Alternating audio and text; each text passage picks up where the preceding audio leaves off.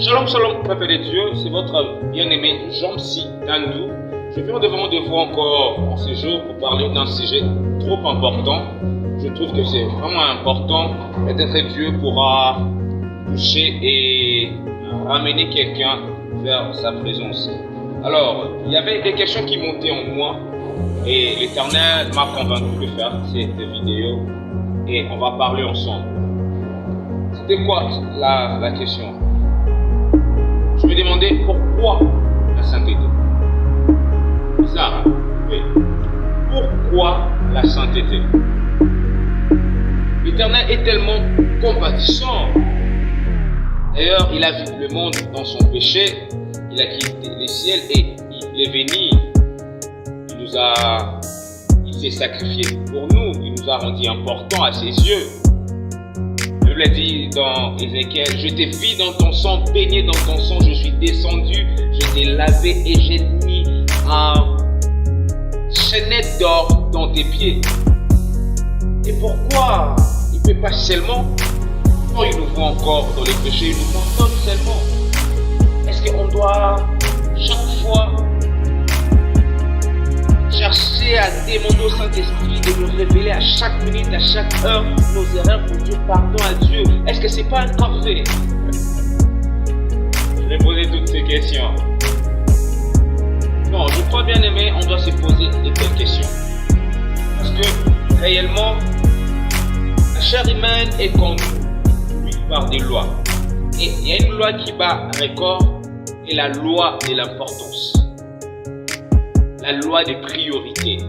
Quelque chose qui n'est pas important à tes yeux. Quelque chose qui n'est pas prioritaire à tes yeux, tu risques de les balayer. Tu risques de les boycotter. Pourquoi? C'est pas trop important à tes yeux. Voilà pourquoi des questions pareilles, on doit toujours se poser. C'est comme un enfant qui n'a jamais songé à aller aux États-Unis, un enfant qui n'a jamais pensé à visiter l'Angleterre. Est-ce que la langue anglaise sera trop important pour lui? Chez lui c'est les Swahili, chez lui c'est le Lingala, le Kikongo, le Tuluba, chez lui c'est le français. Est-ce que c'est vraiment important? Et bizarrement cet enfant se retrouve aux États-Unis et il dit my God, si je savais qu'un jour je serais ici aux États-Unis, j'allais considérer les teachers qui me disaient how are you? Peut-être j'aurais déjà cette facilité de percevoir la langue. Alors, nous et vous, pour ce jour, on va se poser cette question. Pourquoi la sainteté? On se retrouve.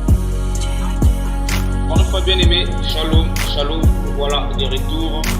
On est en train de parler de pourquoi la sainteté. On s'est dit, on doit comprendre parce que c'est important pour bien le pratiquer. Parce que si c'est pas important, on cherchera à pratiquer des choses qui sont importantes dans notre survie en Christ. Exode 15, le verset. Exode 15 d'abord. On est en train de relater une histoire formidable. Deux enfants d'Israël quittant l'Égypte. Ils ont crié en Dieu et aussi à son serviteur Moïse, ce que dit la Bible. Et dans son verset 13, ils sont en train de chanter. Il dit ceci: par ta miséricorde, tu as conduit, tu as délivré ces peuples, par ta puissance, tu les diriges vers la demeure de ta sainteté. Bien aimé. Est-ce que vous savez que notre Dieu demeure dans un lieu rempli de sainteté? Les Israélites étaient en train de chanter en disant: tu nous diriges dans les demeures de ta sainteté. Vous savez, ce qui est facile à comprendre, mais on le comprend pas vraiment bien, et que notre Dieu est saint. Nous, qui sommes appelés à s'approcher de lui, on doit aussi se sanctifier. Nous savons ce que nous devons faire, donc nous ne le faisons pas. Pourquoi la sainteté? Parce que la sainteté est le seul billet qui nous donne accès à la demeure sainte. La sainteté est le seul moyen qui nous fait vivre près du Père dans sa demeure sainte. Il peut conduire un peuple dans sa demeure si seulement ces peuples-là ressemblent aux caractéristiques de cette demeure. Amen, amen. Pourquoi la sainteté? La sainteté est le seul passeport pour la demeure sainte. Et à savoir déjà bien aimé, les athées sont au finalement qui et au beau terme à éternité, au bas de vie à site à éternité. Non, bien aimé. La vie qu'on est appelé à vivre en éternité, ce sera la continuité de la vie que nous vivons ici-bas. Oh. Oh. Et si ta vie ici-bas n'est pas encore en ordre, t'empêche déjà de vivre cette grande promesse. Il est écrit: je suis parti pour préparer un endroit. Il n'est pas parti en vain. Non, il était parmi nous et il est parti nous préparer une place. Mais cette place sera que pour ceux qui ont déjà les caractéristiques du demeure. Les caractéristiques de cette place, la sainteté. Très important pour nous. La sainteté nous aide à être comme Dieu. Il y avait un frère qui faisait rire l'autre fois. Il dit: Seigneur, tu me demandes de vivre comme toi, mais tu m'as laissé dans ces mondes des péchés. Tu me demandes d'être saint comme toi, mais toi-même tu ne vis pas dans ces mondes. Où est-ce un match handicap de haut? Laissez-moi vous donner un témoignage avant de finir. Une fois dans mon église, on était en train de consacrer le serviteur et je me sentais aussi dans la course. Et je repliais dans ma chambre et dis à Dieu: Seigneur, cette fois-ci, j'abandonne tout. Cette fois-ci, le petit des erreurs que je faisais, je ne ferai plus. Cette fois-ci, je me consacre à toi, car je veux être la personne que tu veux réellement de moi. Et depuis ce jour, j'ai abandonné beaucoup de choses. Le seul des tasses qui étaient en moi, j'ai appris à les tuer, à les sacrifier, jusqu'à se transformer en pôle. Et ça nous a pris vraiment quelques années avant cette consécration. Et moi, je continuais à m'appliquer dans les actes de sainteté. Et un jour, on discutait avec les anciens de l'église. Un ancien a dit: vous savez-vous tous là, il commençait à citer les noms Jean-Psy et tout le monde là. Si on va vous consacrer vraiment comme serviteur ici, c'est seulement parce que notre extension, cette église manque encore de serviteurs. Mais normalement, vous n'avez pas la statue parfaite des serviteurs. Voilà. Moi, je m'ai donné toute une année. 10 ans. 9 mois, 8 mois, 4 ans. Et sainteté.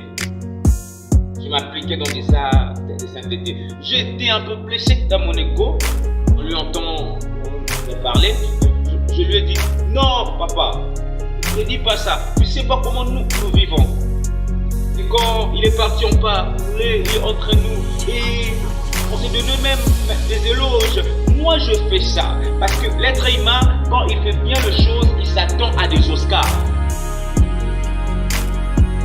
J'étais tellement blessé et quand j'ai replié dans ma chambre, j'ai dit: mon Dieu, je me donne à toi tellement, mais regarde, le monde ne comprend pas. Le monde ne remarque même pas que je ne suis pas comme les autres. Il y a d'autres qui prennent de la bière, je ne le fais pas. Il y a d'autres qui suivent les femmes, je ne le fais pas. Depuis un certain temps, j'ai tué le sol qui est en moi, Seigneur. Mais regarde ce qu'on pense de moi. Et puis Dieu, il dit ceci. Il dit voilà, là où ça commence le problème. Tu t'appliquais aux actes de sainteté parce que tu t'attendais à des Oscars. Tu t'attendais que quelqu'un t'honore. Tu t'attendais à être serviteur et être respecté par le peuple. Le jour que tu auras tous ces honneurs, tu quitteras très vite la table de la sainteté. Quand Dieu m'a dit ça, je suis tombé par terre. Je commençais à pleurer. Je dis Seigneur, je ne vais pas regarder, je ne vais pas remarquer mon égoïsme. Pardonnez-moi, cette fois-ci, je meurais de craindre parce que je t'aime. Alors, la deuxième question sera, bien-aimé, pourquoi alors tu acceptes de vivre cette sainteté? Pourquoi? Pour les mariages? Pourquoi? Pourquoi tu vis la sainteté? Pour les mariages? Pour les boulots? Pour les Oscars, les honneurs de ce monde? Non. On doit vivre la sainteté parce que nous sommes en couple avec Jésus. On doit vivre la sainteté parce que nous voulons finir notre parcours, finir notre vie auprès de notre Dieu. Et vous savez ce qui est tellement formidable?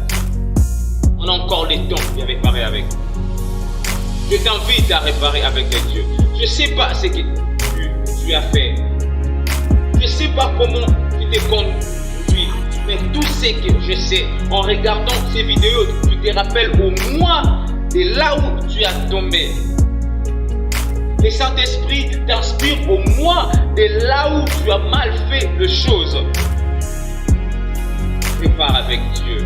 Confesse ça et répare avec ton Dieu. Et vous savez ce qui est tellement formidable, c'est le même corps que Pierre, Jean, Simon pouvaient voir, que Thomas pouvait douter de mettre ici. C'est le même corps là que Jésus s'est ressuscité avec. C'est ce corps là qu'il est monté avec aux cieux. Et quand je pêche et que le Père se fâche, quand il veut frapper, Jésus comme un bon médiateur se présente et il montre le meurtricier.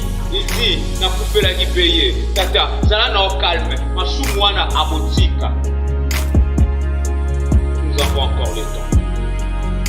Tu ne diras pas que je n'avais pas le choix, c'était plus fort que moi. Non. Décide-toi. C'est facile? Non, ça ne sera jamais facile. Mais décidons-nous de souffrir pour être heureux à l'éternité. La sainteté.